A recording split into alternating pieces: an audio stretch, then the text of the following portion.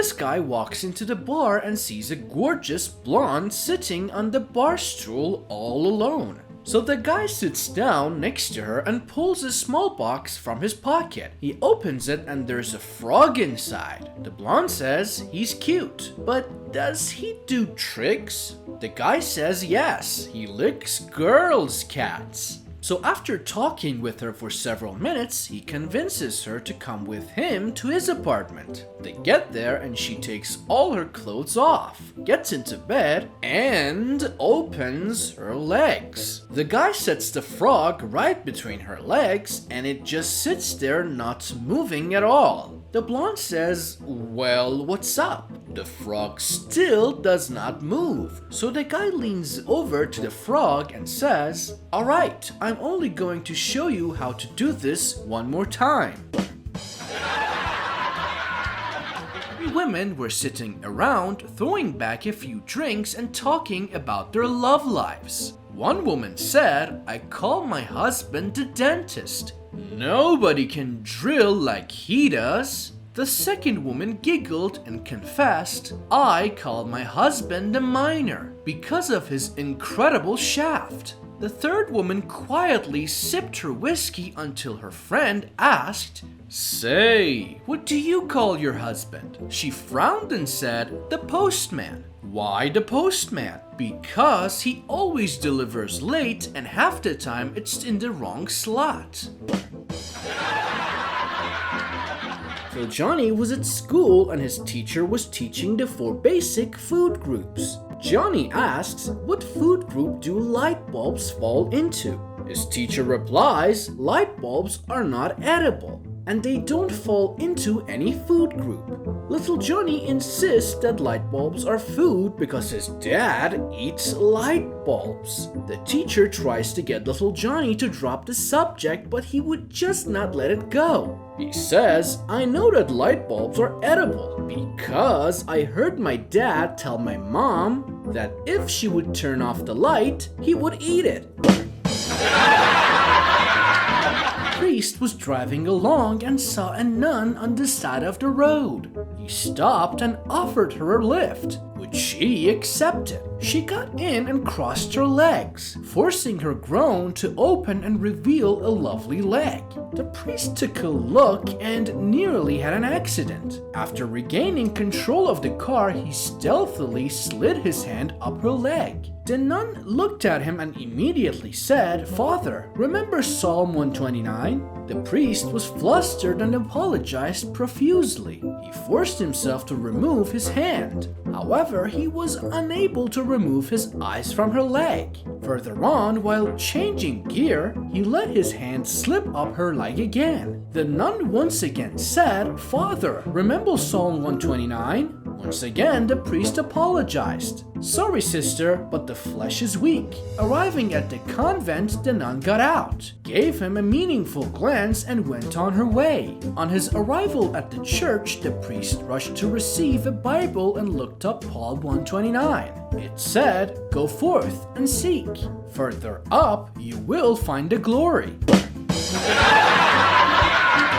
The Arabs boarded a shuttle out of Washington for New York. One sat in the window seat, the other in the middle seat. Just before takeoff, a fat little Israeli guy got on and took the aisle seat next to the Arabs. He kicked off his shoes, wiggled his toes, and was settling in when the Arab in the window seat said, "I think I'll go up and get a Coke." "No problem," said the Israeli. "I'll get it for you." While he was gone, the Arab picked up the Israeli's shoes and spat in it. When the Israeli returned with the Coke, the other Arab said, "That looks good. I think I'll have one too." Again, the Israeli obligingly went to fetch it, and while he was gone, the second Arab picked up the other shoe and spat in it. The Israeli returned with the Coke, and they all sat back and enjoyed the short flight to New York. As the plane was landing, the Israeli slipped his feet into his shoes and knew immediately what had happened. "How long must this go on?" he asked. "This animosity between our peoples, this hatred, this hostility, this spitting in shoes, and peeing in Cokes." Bill worked in a pickle factory. He had been employed there for a number of years when he came home one day to confess to his wife that he had a tremendous urge to stick his penis into the pickle slicer. His wife suggested that he should see an therapist to talk about it, but Bill indicated that he'd be too embarrassed. He vowed to overcome the compulsion on his own. One day, a few weeks later, Bill came home absolutely ashen. His wife could see that at once that something was seriously wrong. "What's wrong, Bill?" she asked. Do you remember that I told you how I had this tremendous urge to put my into the pickle slicer?" "Oh, Bill, you didn't." "Yes, I did." "My God, Bill, what happened?" "I got fired." "No, Bill, I mean what happened with the pickle slicer?" "Oh, she got fired too," the man says. One morning, the members of a farm family were coming to the kitchen for breakfast. Just as Junior seated himself, his mother told him he was not going to get anything to eat until he went to the barn and fed the animals. Irritated at this, he stumps out of the door and headed for the barn. As she fed the chickens, he kicked each one in the head. As the cow bent down to start it on, the fresh hay he had just put in the stall, he kicked it in the head. He poured for the pigs, and as they started eating, he kicked them in the head. He went back to the kitchen and sat down again. His mother was furious. "I saw what you did, and as you kicked the chickens, you'll get no eggs for breakfast. And since you kicked the cow, you'll get no milk, and no bacon or sausage because you kicked the pigs." Just then, the father came down the stairs and nearly tripped on the family cat. On impulse, he kicked the cat off the stairs. The boy looked at his mother and asked, "Are you going to tell him, or should I?" Guy is walking along a beach when he comes across a lamp partially buried in the sand. He picks up the lamp and gives it a rub. Two genies appear and they tell him he had been granted 3 wishes. The guy makes his 3 wishes and the genies disappear. The next thing he knows, he's in a bedroom in a mansion surrounded by 50 beautiful women. He makes love to all of them and begins to explore the house. Suddenly, he feels something soft under his feet. He looks down and the floor is covered in $50 bills.